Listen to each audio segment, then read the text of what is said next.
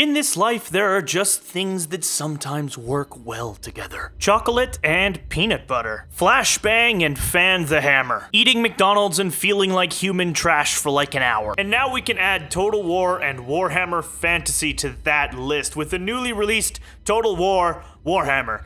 I am not calling it that. That is a stupid name. I'm gonna call it Total Warhammer like Creative Assembly should've. And we're talking Warhammer Fantasy battles here, not like the Spec Marines, so I can confirm there are no Tau. Total Warhammer is an adaptation of the Warhammer Fantasy universe, as well as the Total War series of games. It's one of those things where you think, well, no shit, those things work well together. Why haven't we done this already? Thankfully, this is one of the good examples of what happens when Games Workshop just throws the Warhammer license at anything that would stick. If you're not familiar with the Total War series of games, they are a mix of civilization management in a turn-based manner, kind of similar to Civilization, with huge real-time battles between enormous armies, but now only instead of like Romans and mongrels, we have orcs with a K. And if you're not familiar with the Warhammer Fantasy universe, read a book. Gameplay is split into two parts. You have your management of your civilization, you upgrade buildings, you train new armies, and you advance through the tech tree in a turn-based kind of like Civ environment. But that's just lame, boring stuff. Let's get to the good part. The other half is combat, which takes place in real time between giant armies who cleave each other apart. It's awesome. Actually, playing the game requires a level of strategic awareness, as armies act like armies do and get scared and run off and stuff. And you need to use this to your advantage. Controlling the high ground, cavalry charges, using terrifying magic spells to rain steel shards down on people, all comes into play in these gorgeous, massive throwdowns between slick-looking armies of the old world.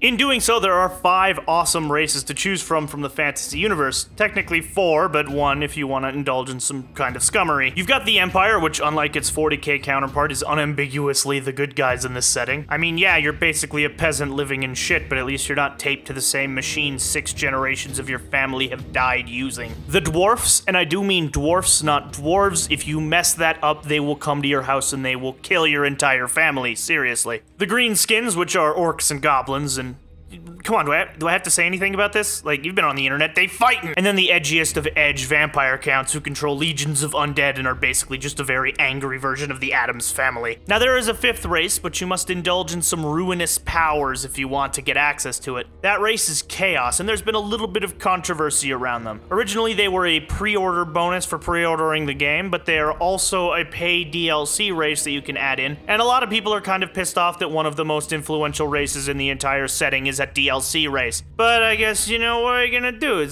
doesn't really help that they're also the most fun to play. On the bright side, Creative Assembly did lay out a roadmap to a bunch of free DLC coming, which does include another playable faction. And I swear to God, if it's just Bretonia, because they're already in the game, I will cleave some fucking skulls! The really nice thing about all of these factions is that, unlike previous iterations of Total War games, they all play very, very differently. Like, the orcs always have to be fighting or else they start fighting themselves. The Von Karstens need to blast some fucking emo music from their vampire count keeps in order to expand into those lands. Chaos don't even build cities, they're just a rampaging horde of angry homeless people from the north. The nice thing about these isn't just that they vary the gameplay, but they also feel really faithful to the actual lore and setting of Warhammer Fantasy. Saying that as somebody who has a pretty solid interest in Warhammer Fantasy, that's awesome. They do a really good job of capturing what these races are all about. Dwarves have to complete grudges. The Empire is a bureaucratic clusterfuck. And this sense of diversity actually extends straight through everything in the game. Each faction has unique units, buildings, and tech trees.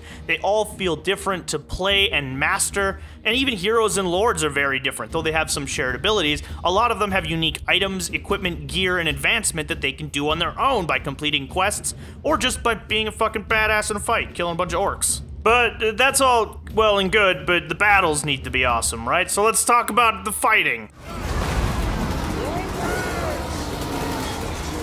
The fighting itself makes up the lion's share of the gameplay, and it's fun, both to watch and to control. Strategy, as I mentioned before, is a key element here. Certain units are effective against certain enemy types, different terrain can help or hinder you, your troops can tire out or have their morale broken. It all depends on how you deploy your army and where you put the units and when. How you engage the enemy has a huge bearing on how these battles play out. It's not just about the biggest army wins. And watching them do their work is gorgeous. There's that Total War level of detail where units have different little changes on them, so you aren't controlling a carbon copy of the same orc.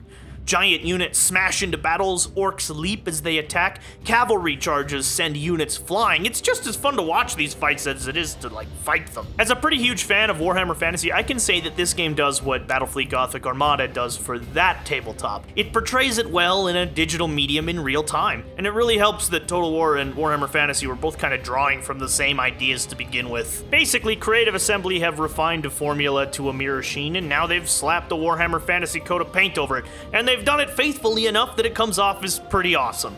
While it lacks my favorite Warhammer faction, and I'll give you a hint on that one, it starts with a W and ends with a Bretonnian maiden being tied to a tree and shot with arrows, I still find a lot of fun in Total Warhammer. If you love the Warhammer Fantasy Battles setting or really enjoyed the Total War games, this is a solid pick.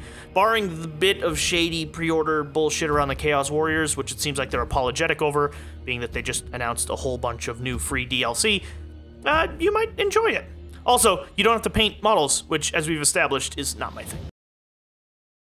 Why, hello there, and thank you very much for watching this video on Total War Warhammer. It's called Total Warhammer. I'm sorry, Creative Assembly, that you decided to name your game stupid, but I'm calling it Total Warhammer forever. If you enjoyed this video, please do my channel an awesome favor and like and subscribe. It actually means a huge amount to this channel. We're growing by leaps and bounds, and it's awesome. I'm so excited.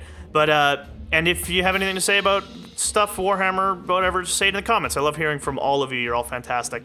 But thank you very much for watching, and I hope you all have a great one. Don't you fucking judge me.